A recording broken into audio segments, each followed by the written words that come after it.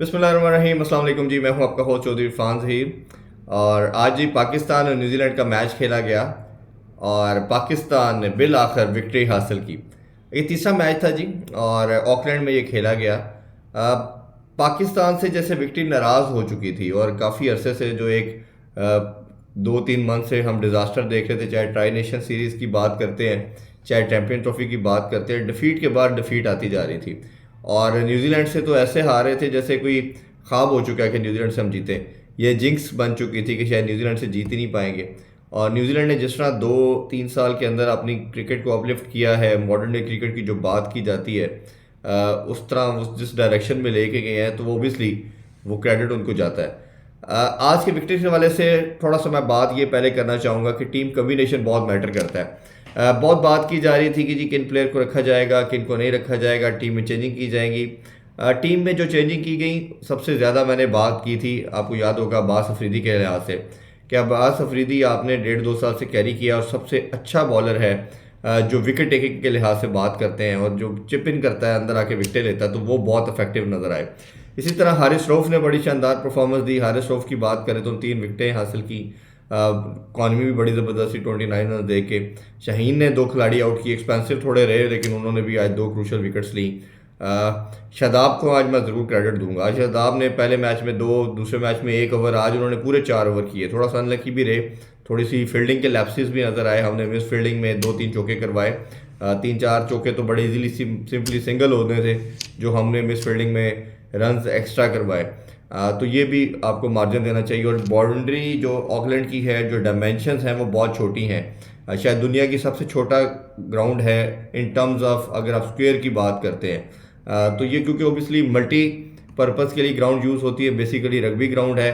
और आज की जो पिच बात करें ऑकलैंड की, ये भी ड्रॉप इन पिच है। ये जैसे हम क्राइस्टचर्च में पहला मैच हुआ था या डुबलिन में हुआ था, ये जो है विकेटें, ये प्योर क्रिकेट विकेट्स हैं, क्रिकेट ग्राउंड्स हैं बेसिकली। इसी वजह से आपने देखा था न्यूजीलैंड की कंडीशन के अंदर बॉल ज़्यादा एक्स्ट्रा बाउंस भी मिलता है, सीम और स्विंग भी मिलती है आपको। और आप जो एवरेज बाउंस दिखाया जा रहा था तीनों वेन्यू का, तो हमने देखा कि ऑकलैंड का बाउंस जो सबसे कम था, उसकी रीज़न यही थी कि ये ड्रॉप इन पिच है। उसका भी आइडिया था। और पाकिस्तान की पहले बॉलिंग की बात करें तो बड़ा अच्छा सब ने परफॉर्म किया। आलो के बरार थोड़े एक्सपेंसिव रहे, उन्होंने काफ़ी रन कंसीड किए। सलमान ने लिखा को 13 हुए, 17 हमने देखा खुशदिल शाह को भी हुए। बट ओवरऑल आप देखेंगे तो पाकिस्तान बॉलिंग बड़े टाइम के बाद हमने देखा कि 10 खिलाड़ी आउट करने में कामयाब हुए। ना हम ओडीआई में कर पा रहे थे, ना हम T20 में। तो ये उस लिहाज से बहुत शानदार परफॉर्मेंस थी। और डिफरेंस किसने क्रिएट किया? अब्बास अफरीदी ने, के अंदर आके जो मिडिल ओवर में हम आउट नहीं कर पाते थे, तो वो अब्बास अफरीदी का रोल बड़ा वाइटल था। और साथ हारिस की बात करें तो हारिस रऊफ, मेरा तो ख्याल मानना ये है कि शायद वो ऑस्ट्रेलिया न्यूजीलैंड के लिए ही बॉलर है। एशियन कंडीशन में तो शायद जो हम बात करते हैं वो नहीं परफॉर्म कर पाते। और जो अक्सर बात की जाती है कि हॉर्सेस फॉर कोर्सेज होने चाहिए, तो पाकिस्तान जब टीम सिलेक्शन की जाती है तो मेरा ख्याल है कि जब ऑस्ट्रेलिया की आप न्यूजीलैंड की बात करेंगे तो हारिस रऊफ पहली चॉइस होनी चाहिए। सरप्राइजिंगली पहले मैच में इनको नहीं खिलाया गया, हालांकि वो शायद जो ऑकलैंड की विकेट, जो क्राइस्टचर्च की विकेट थी, वो सबसे मुश्किल विकेट है न्यूजीलैंड की।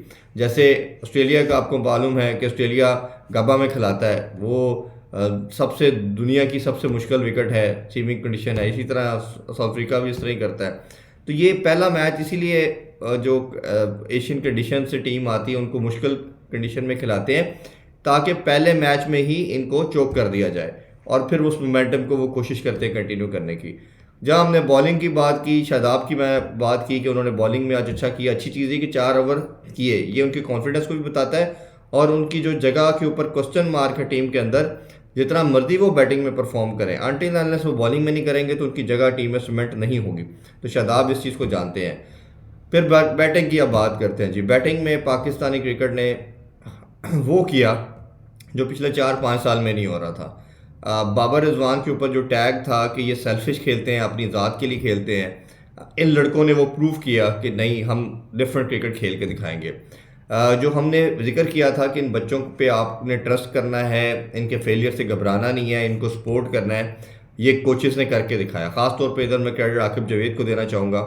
जिस तरह उन्होंने बात की हसन नवाज ने पोस्ट मैच के अंदर कि मुझे, उन्होंने कहा कि तुम्हारे 5 फेलियर भी हो जाएंगे तो तुम ही 5 मैच खेलोगे और बाद में भी, ये कॉन्फिडेंस रिक्वायर्ड होता है। और जो हम बात करते हैं कि डोमेस्टिक के लड़कों को वैल्यू देना, डोमेस्टिक के लड़कों को वैल्यू देना है हमने। बट अगर कोई एक्सेप्शनल टैलेंट है तो हमने वेट नहीं करना कि उसने 100 मैच खेलेगा तो फिर हमने टीम में इंडक्ट करना। अगर उससे पहले ही किसी की परफॉर्मेंस बहुत आउटस्टैंडिंग आ जाती है तो आप उसको इंडक्ट करें। जैसे हसन नवाज की मैंने बहुत बात की कि उसको आना चाहिए। अब मैं दूसरा नाम भी ले रहा हूँ, जाजेब की बात कर रहा हूँ, कराची से अभी खेल रहा है डोमेस्टिक T20 के अंदर। इस लड़के पे नज़र रखें। तो जब मैं बात कर रहा था कि हसन नवाज और हारिस के ऊपर ट्रस्ट किया गया, इनको लेके गए, दो फेलियर के बावजूद दोनों पे ट्रस्ट किया गया और शानदार परफॉर्मेंस दी, क्योंकि पहले दोनों मैचेस में भी उनकी इंटेंट बहुत ज़बरदस्त थी। थोड़ा सा जल्दबाजी करके, अगर शायद मुझे लगता है कि 1-2 ओवर 3 ओवर वो रुक जाते, थोड़ा सा बॉल के साथ बैट का मिलाप होने देते, थोड़ा सा बॉल को पुराना होने देते, थोड़ा सा अगर सीम और स्विंग को कम होने देते, फिर चार्ज करते, तो ये सक्सेसफुल हो सकते थे। बट उनका स्टेट ऑफ माइंड यही दिया गया, क्लियर मैसेज कि आपने अटैक करना है, ऑल अटैक की तरफ जाएंगे तो ऑब्वियसली फेलियर के चांसेस भी बढ़ जाते हैं। और जो कारनामा उन्होंने अंजाम दिया है, ये शायद पिछले हम देख रहे हैं तो 3-4 साल में तो याद नहीं पड़ता, ना किसी ने ऐसे परफॉर्मेंस दी। और अब ये देखें कि 205 का टारगेट था और ऑलमोस्ट 3 ओवर से ज़्यादा बॉल्स रहती थी, पाकिस्तान ने चेस कर लिया और यही इंटेंट लैक कर रही थी। हसन नवाज की अगर थोड़ी सी मज़ीद बात करें, देखें नए लड़के के ऊपर बहुत प्रेशर होता है, उसने अपनी जगह भी सीमेंट करनी है, खेलना भी और जितवाना भी है। और उस लड़के ने सेंचुरी बनाई और बहुत सेल्फिश इनिंग्स खेली।